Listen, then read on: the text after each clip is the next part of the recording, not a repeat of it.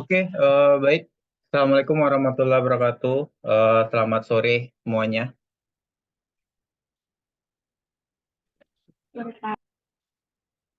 Oke, baik. Kita mulai perkuliahan hari ini.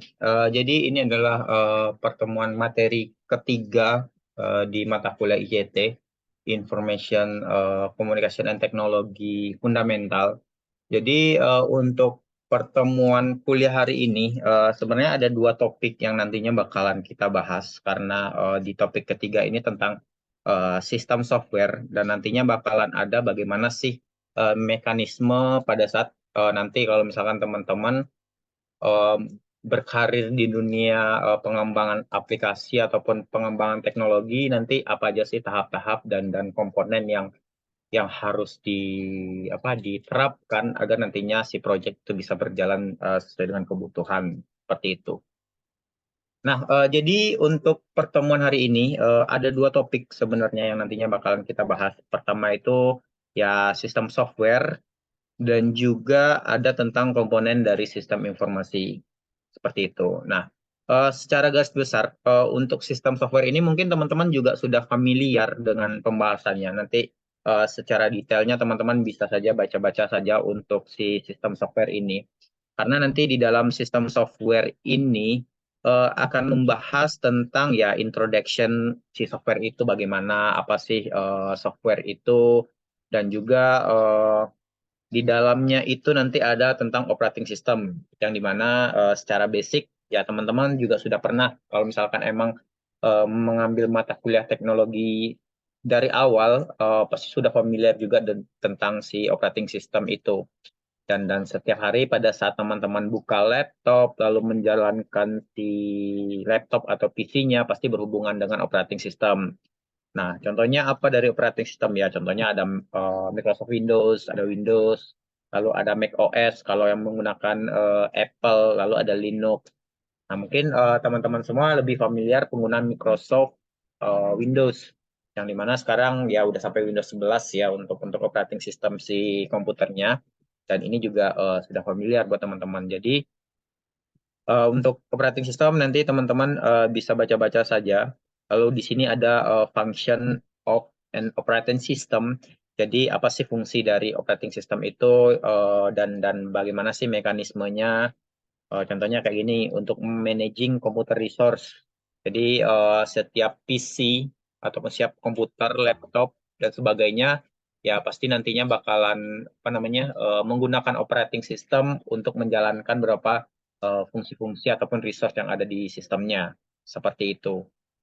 Lalu di apa namanya si operating system itu juga digunakan untuk running application. Jadi semua aplikasi yang teman-teman install ya pasti under si operating system, bahkan berjalan di bawah operating system. Lalu ada kategori dari operating system, lalu ada mobile, ada standalone, yang dimana operating system yang sering kita gunakan adalah operating system standalone, contohnya kayak sistem operasi desktop Windows dan sebagainya itu adalah contoh dari operating system standalone. Nah, lalu di sini ada mobile. Mobile ini adalah sistem operasi yang emang digunakan untuk mobile. Contohnya kayak Android. Android itu adalah salah satu contoh operating system untuk di mobile. Nah, lalu ada network juga, network sistem operasi yang digunakan untuk jaringan, contohnya kayak Windows Server ataupun Linux Server yang emang ditujukan untuk konfigurasi jaringan di server seperti itu ataupun menginstal beberapa fitur yang ada di server. Nah, lalu di sini juga topiknya untuk software apa namanya? Software sistem software juga teman-teman sudah tahu juga ada beberapa software yang digunakan untuk utility software. Contohnya kayak ada antivirus di sini, lalu ada apa ya software yang digunakan untuk menguninstall program ataupun remove program yang ada di bawaan dari Windows-nya ataupun operating system-nya yang di mana digunakan untuk utilities seperti itu. Terus ada juga software utilities yang digunakan untuk backup dari program Contohnya, misalkan teman-teman pengen melakukan cloning terhadap suatu sistem operasi. Nah, nantinya juga bisa digunakan untuk backup program. Lalu ada file compression program. Contohnya apa? Ya, contohnya kayak apa namanya WinRAR ataupun WinZip. Itu adalah salah satu contoh aplikasi untuk file compression seperti itu. Antivirus dan mungkin ini teman-teman juga sudah familiar dengan beberapa ya jenis sistem software ini. Hmm. Nah, lalu di sini juga ada other utility software, contohnya language translator. Jadi software yang digunakan untuk mentranslate sebuah bahasa dari satu bahasa ke bahasa yang lain. Walaupun sekarang teknologinya kan sudah online nih, teman-teman bisa aja buka Google Translate, mengakses URL dari Google Translate, lalu nanti mentranslate bahasa yang pengen ditranslate oleh teman-teman semua. Nah, lalu di poin ketiga, tadi poin pertama itu ada sistem operasi, sistem kedua di poin kedua itu ada software utilities, dan di poin ketiga ini ada device drivers, yang dimana ini adalah salah satu apa ya perangkat lunak yang emang digunakan untuk driver agar teman-teman bisa menggunakan resource dari si apa namanya si PC ataupun laptopnya. Walaupun sekarang kalau misalkan teman-teman menggunakan Windows 11, ya pasti secara apa namanya secara otomatis drivernya itu sudah terinstall di sistem operasinya. Berbeda dengan Windows 7, Windows 7 dulu kalau misalkan kita pengen menggunakan apa namanya WiFi contohnya ataupun network card yang ada di laptopnya, ya pasti kita harus install drivernya dulu agar bisa terkoneksi dengan internet seperti itu ataupun dengan WiFi-nya. Nah, walaupun contohnya misalkan teman-teman juga pengen masang printer di PC ataupun laptopnya, pasti pada saat beli si printernya, dulu disediakan CD drivernya. Jadi kalau misalnya menggunakan si printer tersebut, ya pasti harus install si drivernya seperti itu. Nah, mungkin teman-teman nanti bisa baca saja tentang ya ini basic dari software. Nanti silakan dibaca-baca saja bagaimana sih software itu dan apa sih jenis-jenisnya dan ya saya yakin teman-teman juga sudah familiar dengan yang namanya beberapa software ataupun sistem software ini seperti itu. Oke, ada yang ditanyakan dulu tentang sistem software di sini sebelum saya masuk ke materi yang kedua tentang pengembangan si sistem operasi apa software sistem software. Kalau ada yang ditanyakan silakan. Kalau ada yang mau ditanyakan.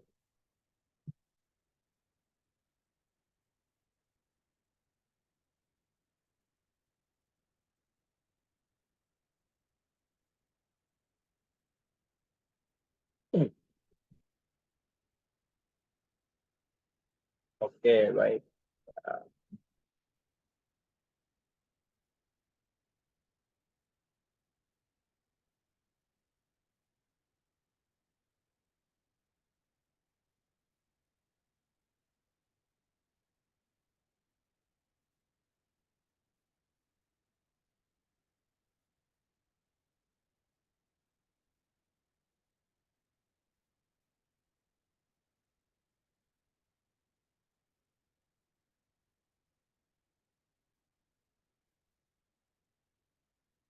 Nah, oke, baik. Kalau tidak ada, saya lanjut materi selanjutnya.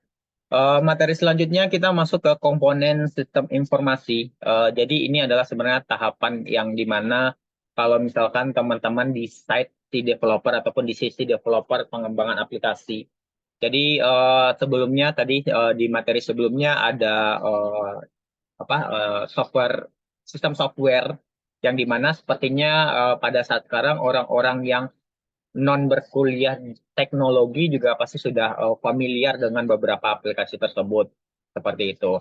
Nah, itu di set bagi teman-teman yang cuma sebagai end user, hanya pengguna saja dari si sistem software seperti itu. Nah, ini adalah materi di mana materi ini adalah dari sisi pengembangan si aplikasi. Karena teman-teman kan emang berkuliah di bidang IT dan mau tidak mau ya pasti bakalan nantinya kalau berkecimpung di dunia pengembangan aplikasi bakalan harus tahu nih apa aja komponen dari sistem informasi tersebut. Seperti itu. Nah, ini adalah beberapa agenda pertemuan untuk materi komponen dari sistem informasi. Pertama itu adalah pengelolaan sistem informasi. Jadi apa aja sih yang nantinya bisa teman-teman kelola dari beberapa sistem yang nantinya bakalan teman-teman create. Nah, pastilah pada saat kita mengembangkan sebuah aplikasi ataupun software, ya pasti kita bakalan menganalisis terlebih dahulu kebutuhan dari sistem informasinya apa. Lalu kebutuhan dari datanya apa dan bagaimana data itu bisa diolah seperti itu.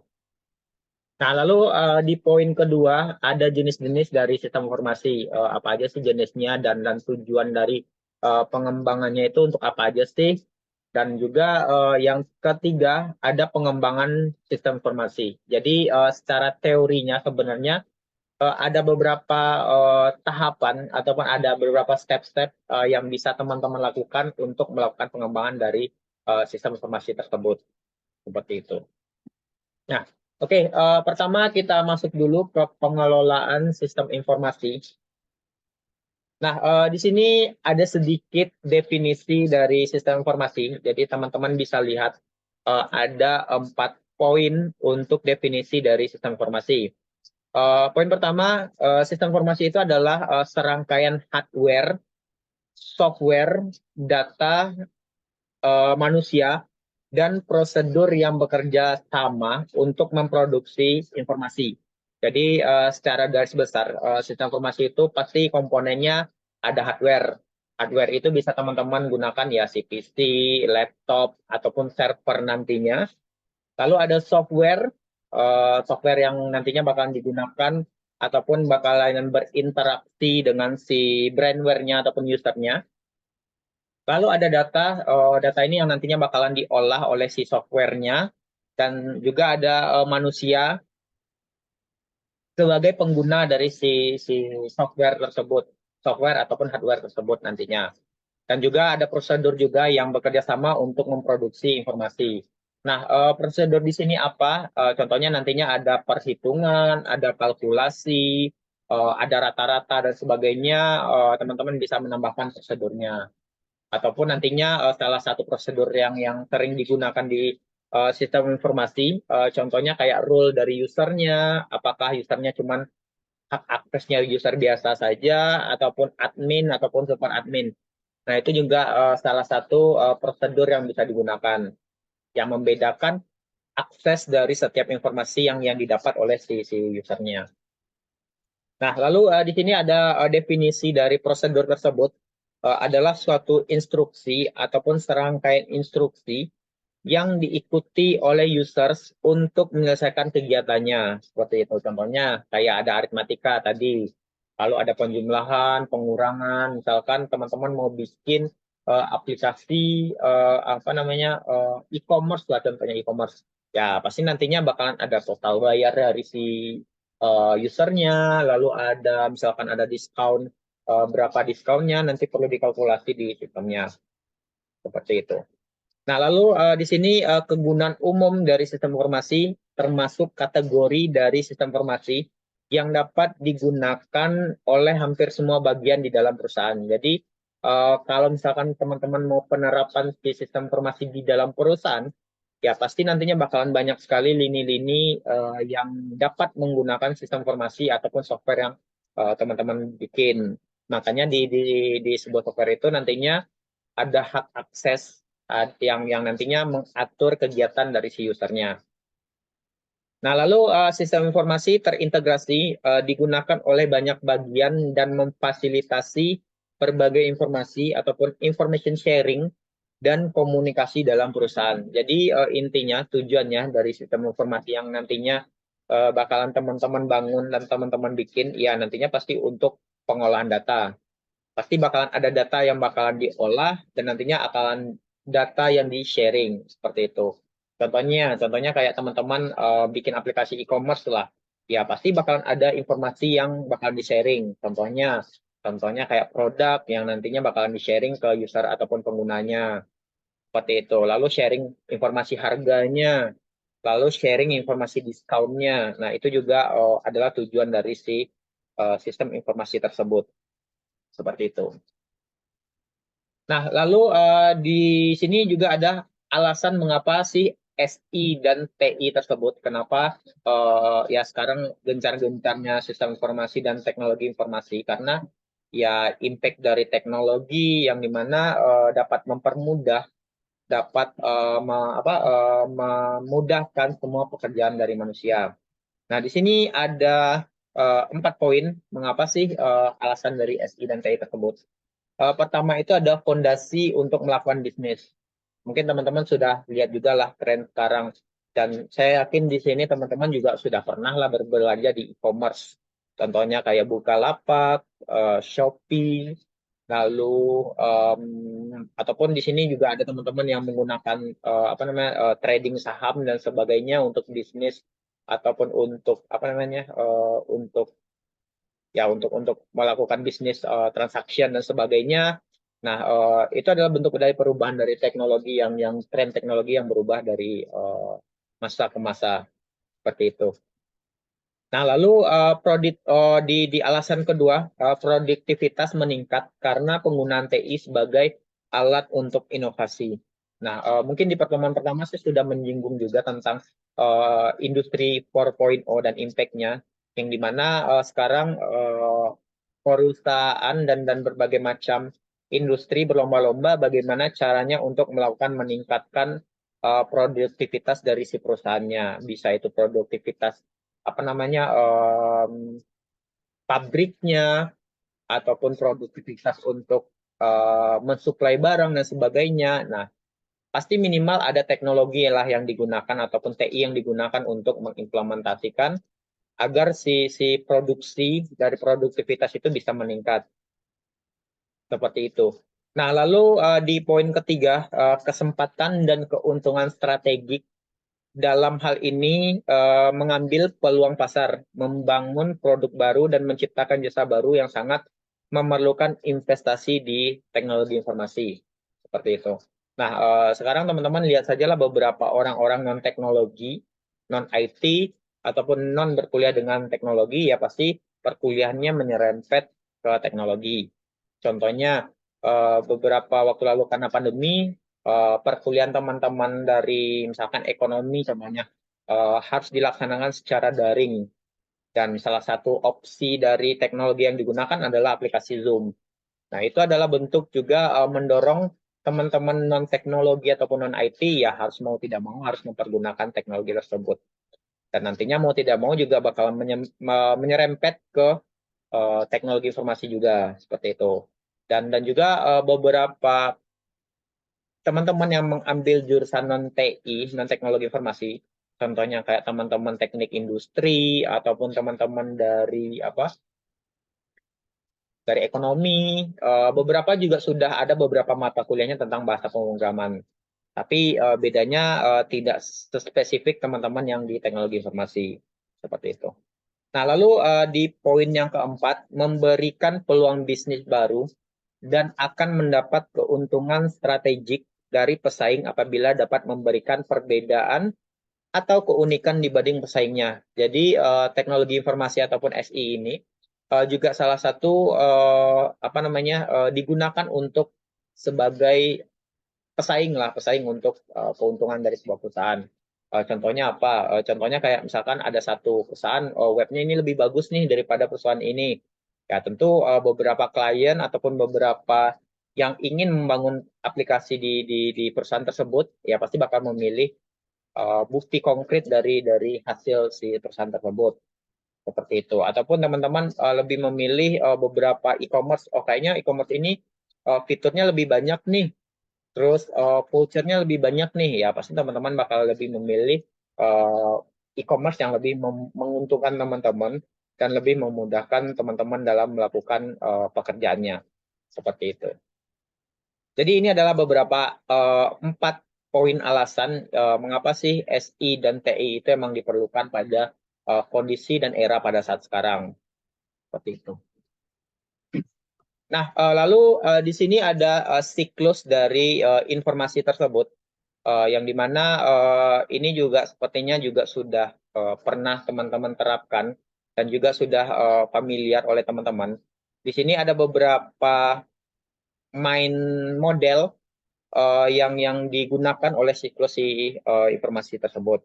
Di sini contohnya ada kayak proses model ataupun di sini ada input data. Pasti pada saat teman-teman ngisi form, ya si user bakalan melakukan input data terlebih dahulu.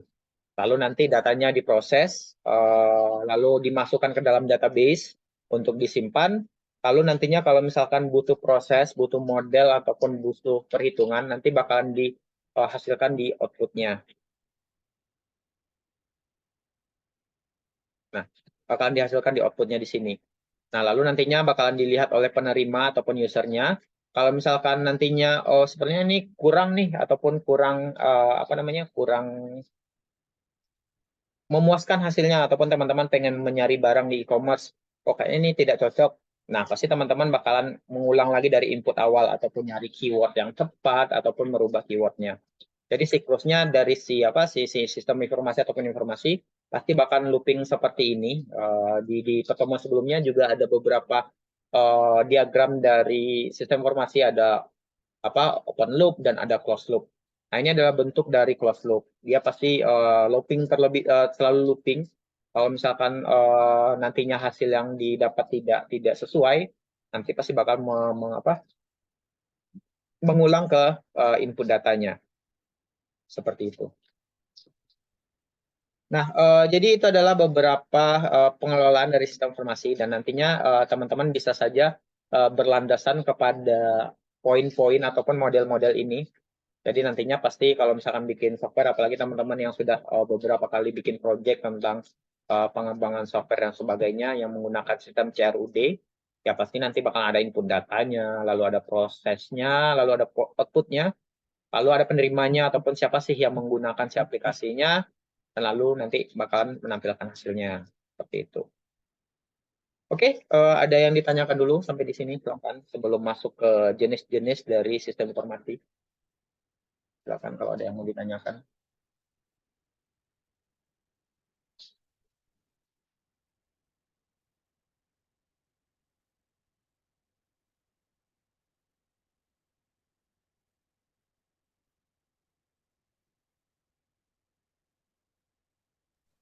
Belum ada. Oke.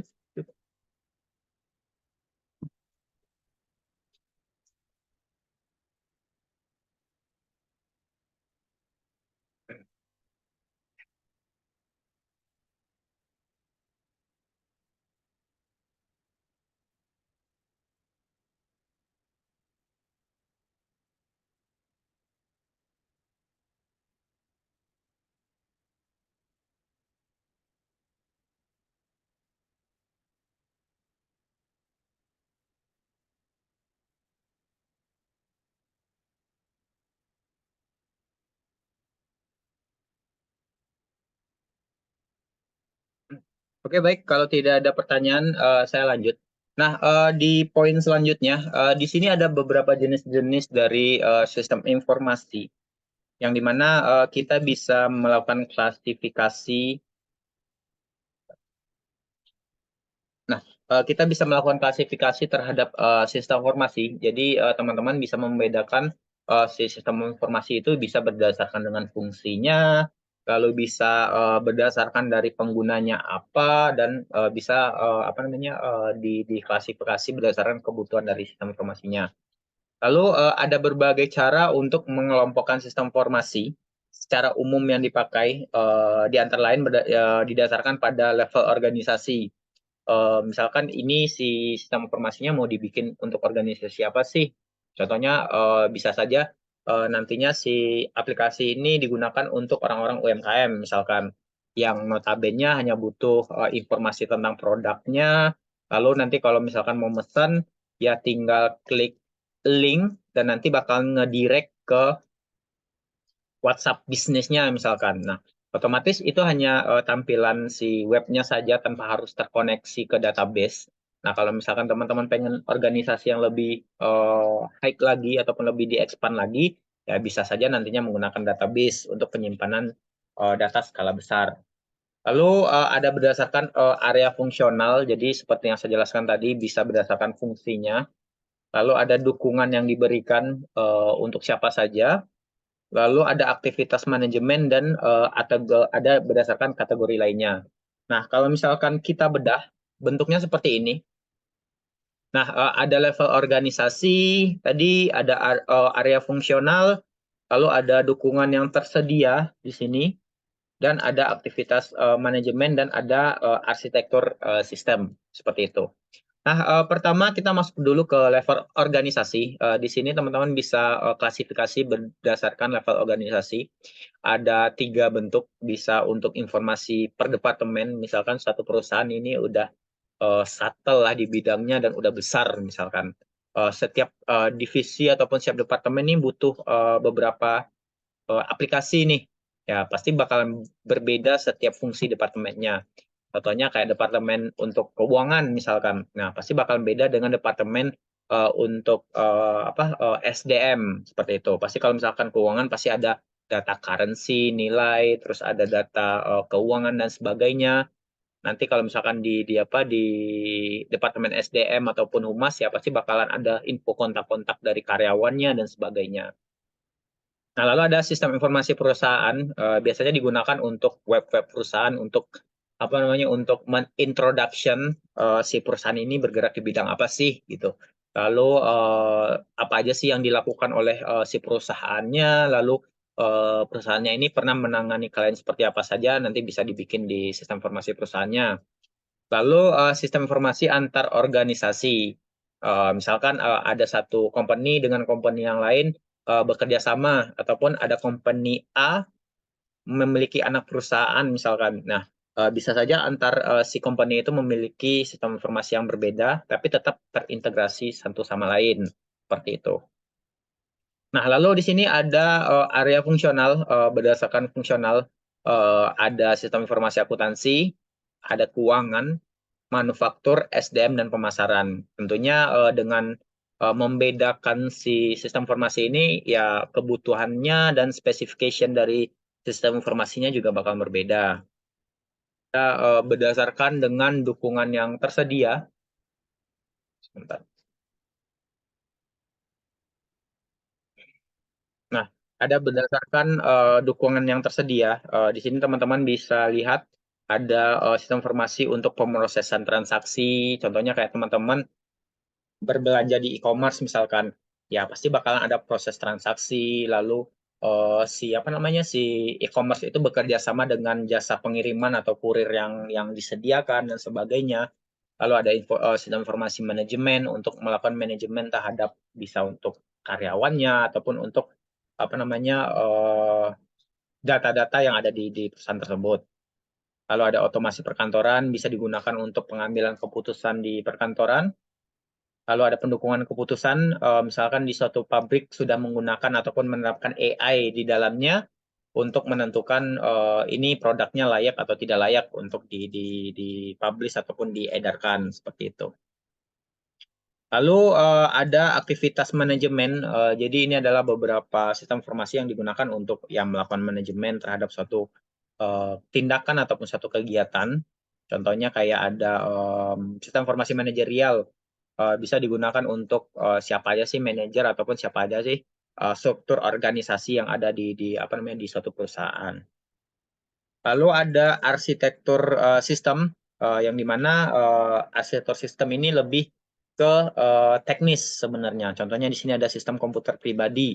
Contohnya kayak CPU Z dan sebagainya yang memberikan informasi tentang berapa core nih si komputer tersebut. Lalu berapa berapa kapasitas memorinya, lalu berapa thread kah si CPU-nya dan sebagainya. Nah, itu adalah salah satu bentuk contoh dari arsitektur sistem seperti itu. Nah, lalu di sini tadi nah, tadi kita juga sudah menjabarkan satu-satu tentang berbagai jenis-jenis dari sistem informasi yang teman-teman bisa lihat. Nah, di sini penjabaran dari masing-masing klasifikasi dari si sistem informasi tersebut.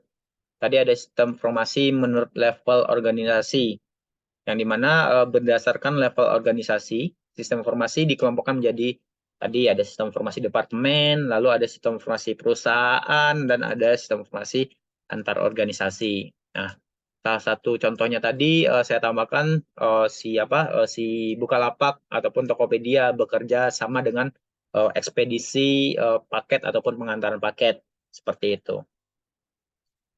Nah, lalu ada sistem informasi fungsional seperti tadi, sistem informasi yang ditujukan untuk memberikan informasi bagi kelompok orang yang berada pada bagian tertentu dalam sebuah perusahaan. Sorry, fungsional. Nah, tadi kayak ada akuntansi, keuangan, manufaktur, dan SDM. Nah, lalu tadi juga ada sistem informasi menurut fungsional tadi, akuntansi, keuangan, manufaktur, pemasaran, dan SDM. Oke. Nah, lalu juga ada sistem informasi menurut dukungan yang tersedia, sistem informasi transaksi tadi, manajemen, perkantoran, pendudukan keputusan, eksekutif, dan ada sistem pakar.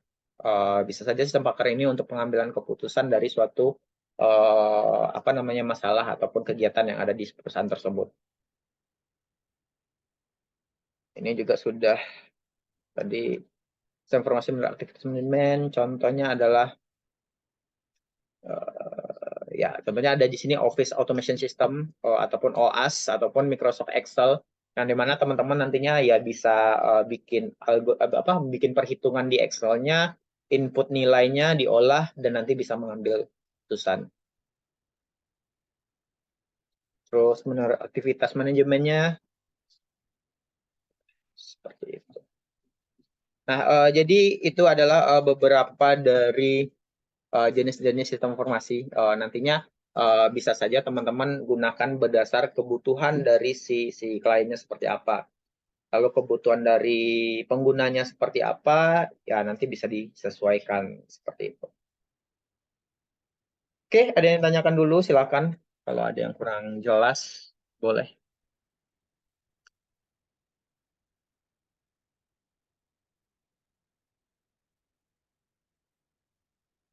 Oke.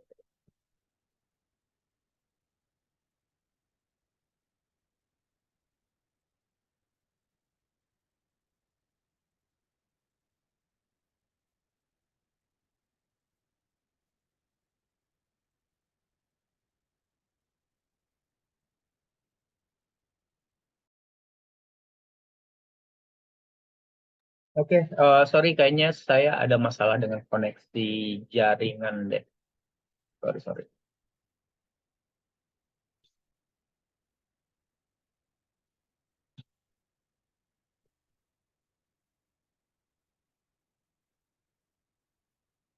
Oke.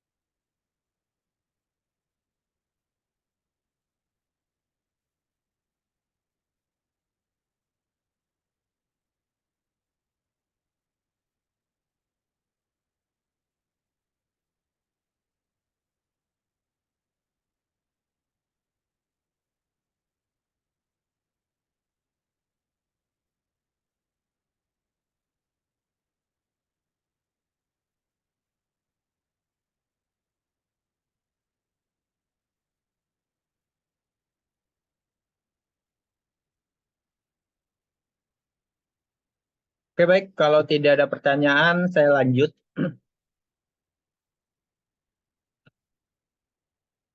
Nah, lalu selanjutnya di sini ada pengembangan dari sistem informasi. Jadi ini adalah salah satu. Sebenarnya ini tidak mutlak ya sebenarnya teman-teman menggunakan teori ini sebenarnya. Kenapa tidak mutlak? Karena ya nanti di lapangan pasti bakalan ada beberapa kondisi dan ada beberapa penyebab yang mengharuskan teman-teman harus menyesuaikan keadaan dengan kondisi yang ada.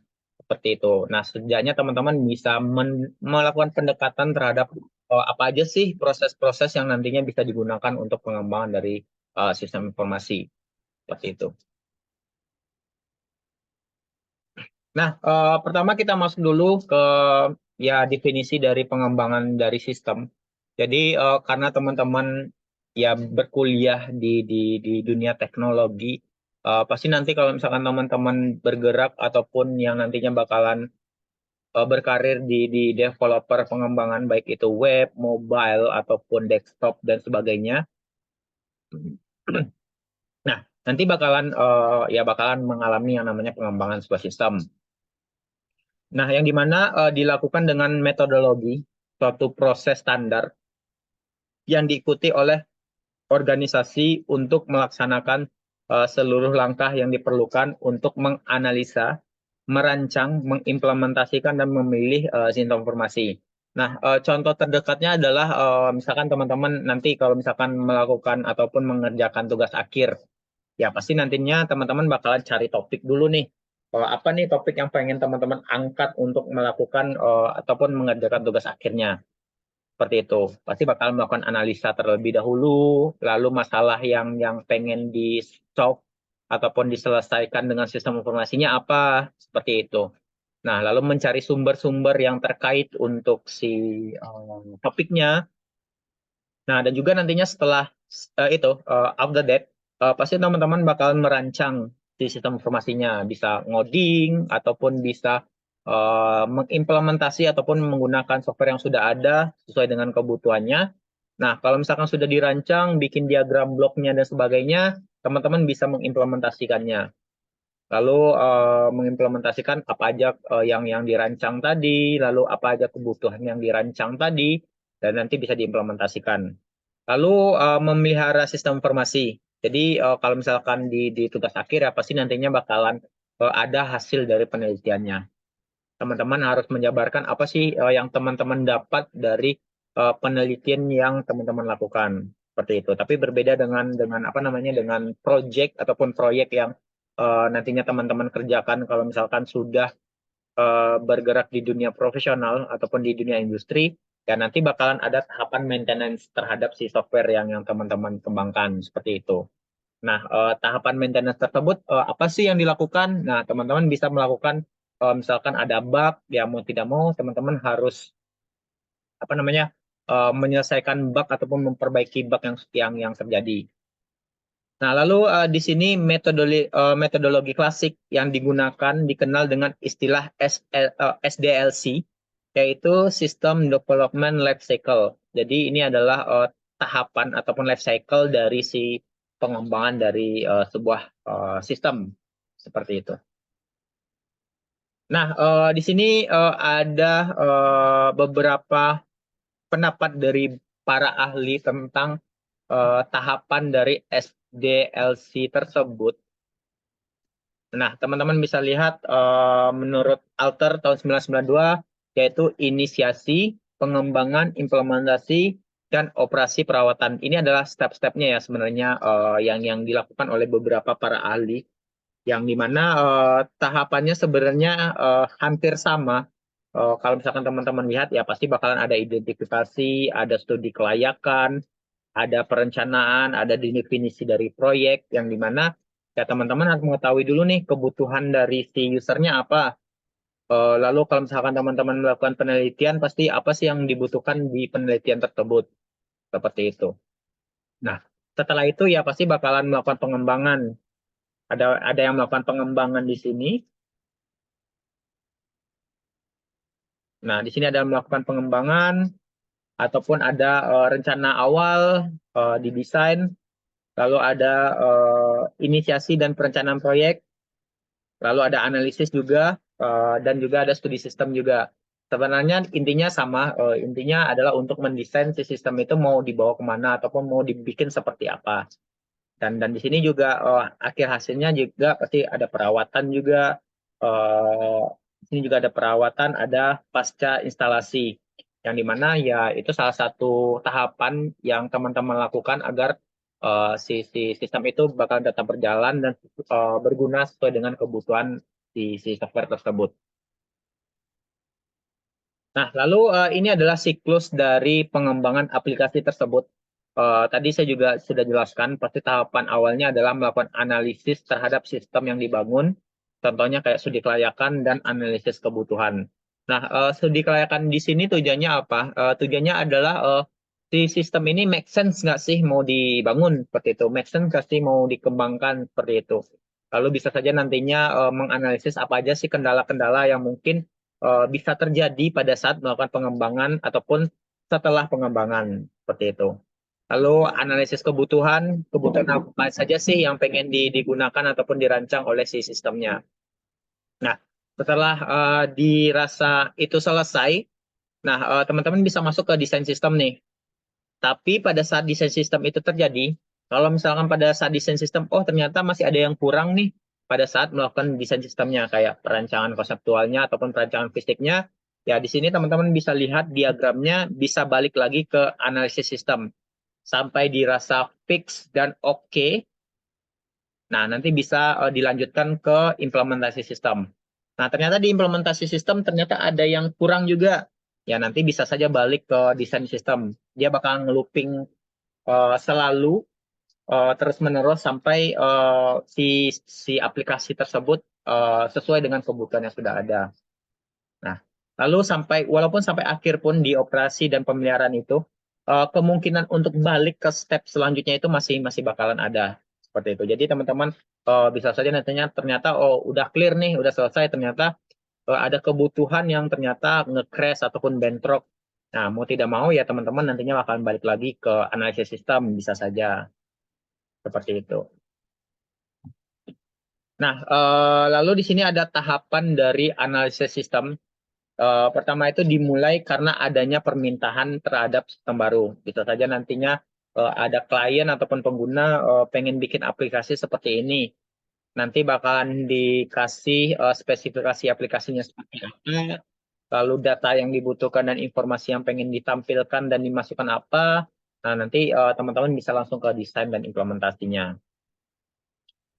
Nah, lalu di sini proyek baru ditangani dalam bentuk tim. Jadi teman-teman bisa saja bekerja secara tim untuk pengembangan si sistem tersebut yang melibatkan pemakai analisis sistem dan para spesialis sistem informasi yang lain, serta barangkali juga auditor internalnya. Jadi kalau misalkan di perusahaan nantinya, pasti bakalan ada tim-tim yang bakalan sebagai penanggung jawab dari si sistem tersebut seperti itu, ataupun user yang sudah pernah memakai aplikasi yang sudah ada, nanti bakal nge-review apa aja sih kekurangan dari aplikasi yang sudah ini dan pengen diperbaharui.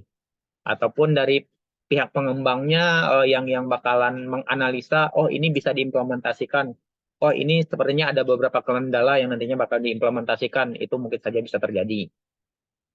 Nah, lalu tujuan utama analisis sistem adalah untuk menentukan hal-hal detail tentang yang akan dikerjakan oleh sistem yang diusulkan dan bukan bagaimana caranya. Jadi untuk bagaimana caranya itu ya pasti bakalan developer ataupun implementator yang bakal memikirkan. Ya sebagai user awam ya dia hanya pengen bikin sistem nih kayak gini kayak gini. Tapi bagaimana caranya ya kebanyakan user pasti bakalan apa namanya bakalan diserahkan kepada si developernya. Karena si user yang membayar agar si sistem itu bisa bisa dikerjakan dijalankan bagaimana caranya seperti itu. Makanya di sini ada satu titik poin yang berbeda. Kalau misalkan teman-teman nantinya uh, berkarir di dunia akademisi ataupun mau jadi dosen ataupun jadi peneliti researcher bakalan menjadi salah satu perbedaan dengan teman-teman yang ada di industri seperti itu. Bedanya apa kalau misalkan teman-teman dari researcher ataupun akademisi melakukan penelitian ataupun melakukan project yang tujuannya untuk education ataupun untuk penelitian, walaupun si project tersebut ataupun penelitian itu tidak selesai sampai akhir ataupun tidak kelar sampai akhir, yang penting si researcher ataupun akademisi itu tahu kenapa sih bisa tidak sukses ataupun tidak berhasil. Kendalanya apa tidak berhasil. Misalkan melakukan perbandingan antara satu algoritma dengan algoritma yang lain. Ternyata algoritma A ini akurasinya lebih jelek nih daripada akurasi B. Nah, itu harus dijabarkan kenapa bisa berbeda hasilnya. Kenapa bisa lebih bagus si A misalkan? Kenapa algoritma B lebih bagus? Seperti itu. Jadi harus menjabarkan secara teorikal, secara teoritis bagaimana caranya. Tetapi berbeda dengan teman-teman industri, untuk melakukan project ataupun pengembangan aplikasi, mau tidak mau harus berhasil. Seperti itu. Bagaimanapun caranya, walaupun bagaimana proses yang di belakangnya terjadi, bagaimana teori yang terjadi, ya teman-teman dari industri tidak sedetail teman-teman dari akademisi. Jadi mau tidak mau si project itu harus kelar seperti itu. Nah, lalu di sini ada analisis sistem mencakup studi kelayakan dan analisis kebutuhan. Ini adalah stepan ataupun tahap-tahap yang emang harus dilakukan untuk apakah si sistem itu layak ataupun pantas untuk diimplementasikan. Seperti itu. Nah, di sini ada tahapan definisi dari studi kelayakan yang dimana untuk menentukan kemungkinan keberhasilan solusi yang diusulkan. Jadi teman-teman dari developer ataupun pengembangan aplikasi bisa saja nantinya memberikan suggestion kepada si usernya, oh lebih baik si sistemnya dibikin seperti ini dengan analisis dan pengalaman yang sudah dikerjakan. Lalu berguna untuk memastikan bahwa solusi yang diusulkan tersebut benar-benar dicapai dengan sumber daya dan dengan memperhatikan kendala yang terdapat pada perusahaan serta dampak terhadap lingkungan sekeliling. Jadi teman-teman dari pengembang juga dan beberapa teman-teman yang ingin mengembangkan aplikasi ya pasti bakalan menganalisis poin-poin apa aja sih yang mungkin bisa terjadi dan kegagalan apa aja sih yang mungkin bisa terjadi seperti itu. Oke, sampai di sini ada yang ditanyakan dulu. Silakan kalau ada yang mau ditanyakan.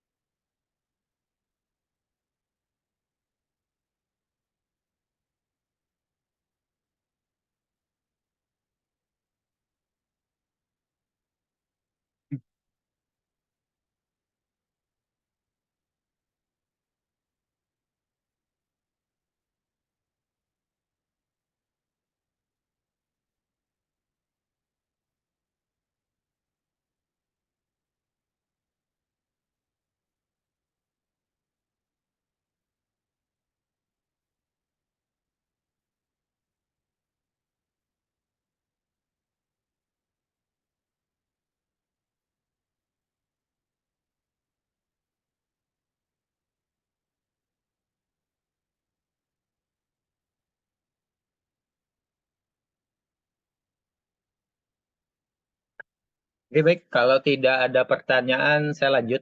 Nah, di sini ada tugas-tugas dari job dari studi kelayakan itu apa aja sih? Apa aja sih poin-poin yang nantinya bakalan dibahas untuk menganalisa dari studi kelayakan tersebut? Nah, di sini ada beberapa tugasnya. Pertama itu adalah untuk penentuan masalah dan peluang yang dituju sistem.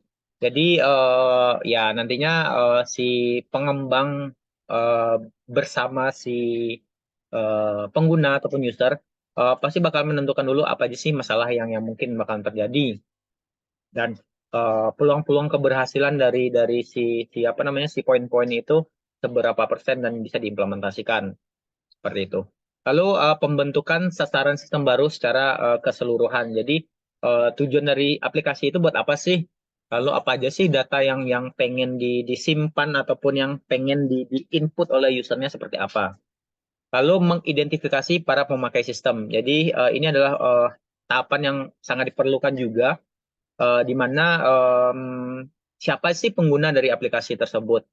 Lalu bisa saja nantinya range pengguna kalau misalkan aplikasi itu digunakan secara umum, secara global, ataupun secara general, umur berapa aja sih yang bisa menggunakan si aplikasi tersebut. Ya, itu nantinya bakal diidentifikasi juga pengguna dari sistemnya. Lalu pembentukan lingkup dari sistem. Nah, tujuannya apa? Agar si sistem itu tidak kemana-mana fungsinya. Contohnya kayak sistem ini digunakan untuk e-commerce misalkan, pembuatan sistem e-commerce. Ya pasti ruang lingkupnya untuk jual beli barang dan sebagainya. Tidak mungkin misalkan sebuah aplikasi digunakan untuk e-commerce, tiba-tiba ada multimedianya, ada bisa memutar video, bisa upload video, bisa nonton YouTube, nonton film, sebagainya. Itu pasti bakal dibikin ke tahapan aplikasi yang lain. Jadi untuk ruang lingkup dari aplikasi itu adalah salah satu hal yang dibutuhkan juga. Biar teman-teman nantinya pada saat pengembangan aplikasi tidak kemana-mana aplikasinya. Nah, lalu di sini sistem analis juga melakukan tugas-tugas seperti berikut. Jadi pada saat teman-teman mengembangkan aplikasi, nanti juga ada yang bertindak sebagai sistem analis yang dimana dia bekerja untuk menganalisa kebutuhan dari sistem itu dari segi si pengembang aplikasi dan si klien aplikasi tersebut, seperti itu. Nah, tugas-tugas dari sistem analis itu apa? Pertama itu dia mengusulkan perangkat lunak dan perangkat keras untuk sistem baru. Jadi dia bisa mengusulkan apa aja sih teknologi ataupun software yang bakal digunakan. Lalu misalkan butuh server, spesifikasi server nanti bisa di apa namanya disarankan juga. Tapi bisa saja nantinya dengan landasan konsultasi dengan si developernya. Lalu pembuatan analisis untuk membuat atau membeli aplikasi seperti itu. Nah, jadi si sistem analisis ini nantinya bakalan menganalisa juga mau pakai aplikasi yang dibangun dari awal ataupun mau membeli aplikasi yang sudah ada dan dilakukan customize. Lalu pembuatan analisis biaya dan manfaat. Jadi sistem analisis ini juga nantinya bakalan menganalisa biaya apa saja yang dibutuhkan dan berapa biayanya. Lalu pengkajian terhadap risiko proyek, apa aja risiko-risiko yang mungkin terjadi, kendala yang mungkin terjadi. Lalu pemberian rekomendasi untuk penerusan dan menghentikan proyek tersebut. Jadi sistem analis nantinya bakalan menganalisa apakah ada proyek misalkan yang mangkrak 1 bulan, mau dilanjutkan ataupun mau dihentikan proyek tersebut. Nah, lalu di sini ada faktor-faktor dari analisis biaya manfaat.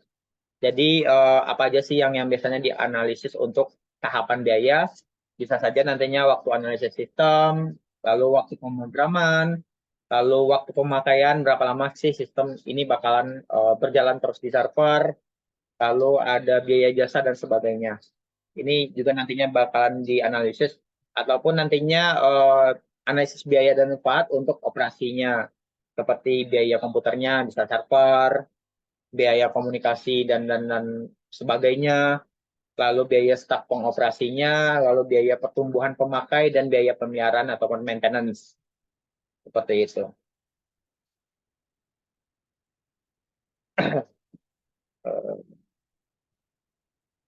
Nah, lalu di sini ada beberapa ukuran ataupun apa namanya parameter yang dijadikan tolak ukur untuk studi kelayakan dari pengembangan sebuah sistem. Seperti itu. Nah, bisa saja nantinya ada beberapa aspek yang nantinya bisa dipertimbangkan untuk si aplikasi ini ataupun layak ataupun tidak untuk dikembangkan. Pertama itu bisa dari sisi teknologi, lalu pertimbangannya adalah apakah sistem tersebut dapat dikembangkan dan dioperasikan dengan teknologi yang tersedia. Jadi kalau misalkan ternyata si problem ataupun masalah tersebut bisa diselesaikan dengan teknologi web design misalkan ataupun web developer menggunakan PHP ataupun menggunakan framework Laravel. Nah, kalau misalkan bisa diimplementasikan, ya berarti si aplikasi ataupun proyek itu layak untuk dikembangkan. Lalu bisa dari aspek ekonomi, apakah budgetnya masuk ataupun tidak pada saat pengembangannya. Lalu bisa dari aspek non-ekonomi, seperti apakah sistem yang diusulkan memiliki keuntungan yang tidak dapat diukur dengan uang, seperti itu. Ataupun misalkan contohnya si aplikasi ini bisa digunakan untuk campaign dan sebagainya, bisa digunakan untuk membantu orang dalam mengidentifikasi masalah dan sebagainya.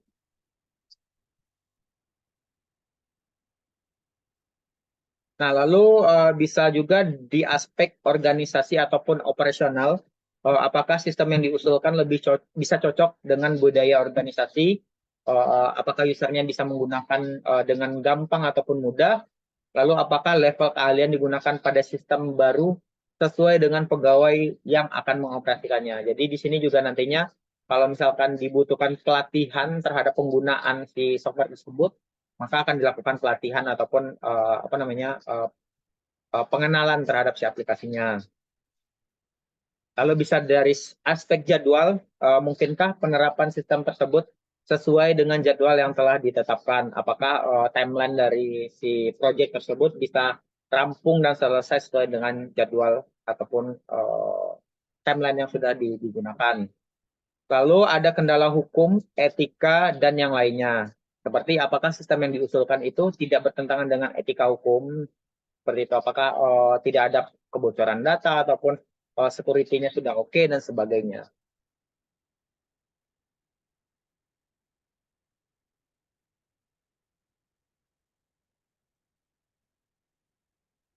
Nah, lalu di sini ada analisis dari kebutuhan. Di sini ada 3 poin. Analisis kebutuhan dilakukan untuk menghasilkan spesifikasi kebutuhan, disebut juga dengan spesifikasi fungsional. Jadi analisis kebutuhan ya teman-teman bakal menganalisa apa aja ya sih yang dibutuhkan oleh si softwarenya. Ini tahapannya bakalan berlanjut setelah si studi kelihatan ini dilakukan seperti itu. Berarti kalau misalkan studi kelayakan itu sudah dinyatakan layak, ya berarti nantinya bakal menganalisa kebutuhan apa aja yang dibutuhkan. Lalu spesifikasi kebutuhan adalah spesifikasi yang rinci tentang hal-hal yang akan dilakukan sistem ketika diimplementasikan. Jadi apa aja sih yang nantinya bakalan digunakan, apa sih kebutuhan yang bakalan digunakan untuk implementasinya. Nah, bisa saja nantinya dari segi teknologi, dari segi hardware, software, dan sebagainya. Lalu, spesifikasi ini sekaligus dipakai untuk membuat kesepahaman antara pengembang sistem, pemakai yang kelak menggunakan sistem, manajemen, dan mitra kerja yang lainnya, misalkan auditor internal. Jadi, agar satu sistem ini bisa kelar dan bisa berjalan sesuai dengan fungsinya, ya pasti bakalan ada brainstorming dulu lah agar pada saat mengembang ini ada satu visi yang terjadi pada saat pengembangannya. Nah, di sini kenapa sih si analisis kebutuhan itu diperlukan? Lalu apa sih untuk menentukan apa sih si analisis kebutuhan tersebut? Jadi di sini ada beberapa poin yang mungkin nantinya teman-teman bisa menjadikan acuan untuk melakukan analisis kebutuhan. Nah, ini bisa saja nantinya teman-teman implementasikan pada saat pengembangan dan pengerjaan si tugas akhirnya, misalkan. Nah, bisa saja nantinya berdasarkan keluaran yang akan dihasilkan oleh sistem. Jadi output apa aja sih yang nantinya bakalan dihasilkan oleh sistemnya, apakah sesuai dengan outputnya. Makanya kalau misalkan teman-teman pernah belajar, ada yang namanya test unit. Ya, untuk mengetes apakah output dari si sistemnya itu sesuai dengan kebutuhan usernya. Makanya ada apa namanya black box testing dan ada white box testing seperti itu. Nah, lalu di sini ini adalah salah satu ya tahapan yang bisa teman-teman lakukan untuk menganalisa kebutuhan dari sistemnya. Bisa saja dengan cara wawancara kepada penggunanya, apa aja sih yang dibutuhkan dari sistemnya, lalu bisa riset terhadap sistem yang sekarang, misalkan sistem sekarang itu seperti apa, lalu pengen dikembangkan dalam bentuk seperti apa, nanti teman-teman bisa mencoba langsung dari sistem yang sudah ada, lalu nanti bisa catat dan analisa kekurangannya.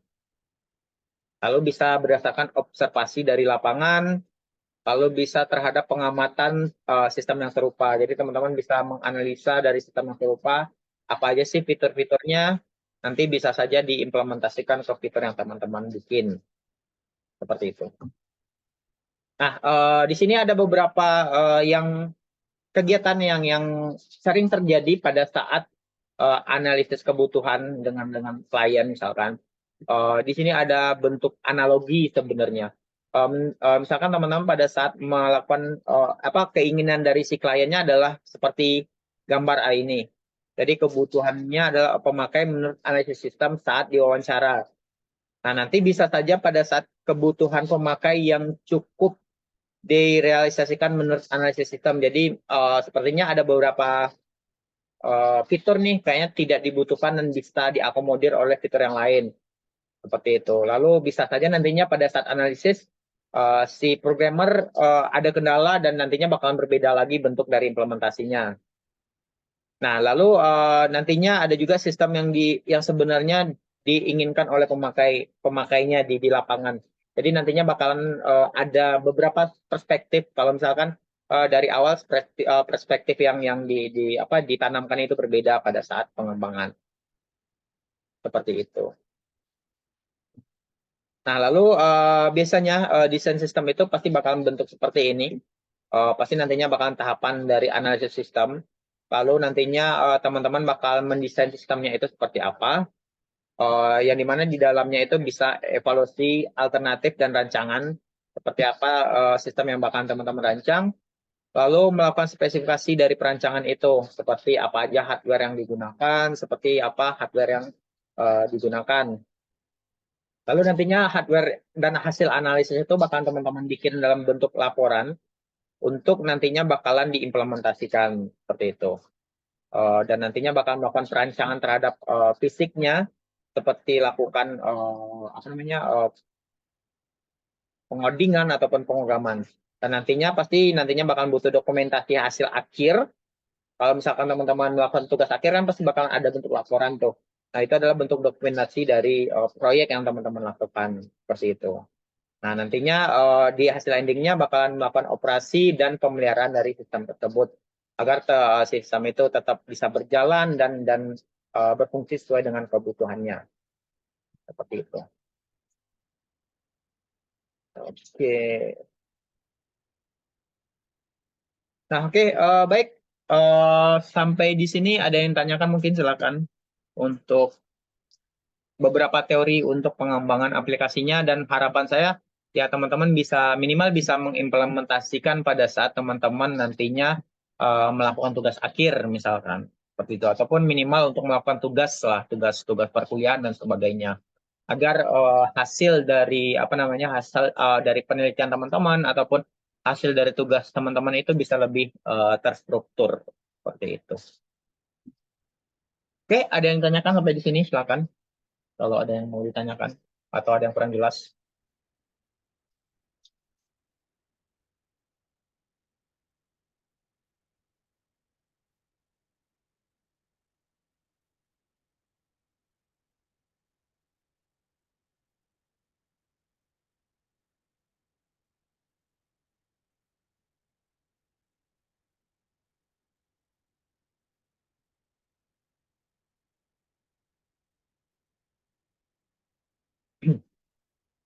Oke, baik. Kalau tidak ada pertanyaan, mungkin saya cukupkan kelas sampai di sini hari ini. Jadi hasil rekaman dari perkuliahan hari ini nanti bakal saya upload di Classroom. Jadi teman-teman bisa putar ulang materi hari ini, jadi bisa mempelajari lagi, bisa memahami lagi si materi hari ini. Jadi sekian dari pertemuan perkuliahan hari ini. Terima kasih atas perhatian teman-teman semua. Selamat sore semuanya. Assalamualaikum warahmatullahi wabarakatuh.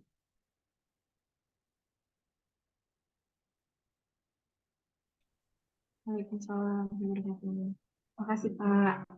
Sama-sama.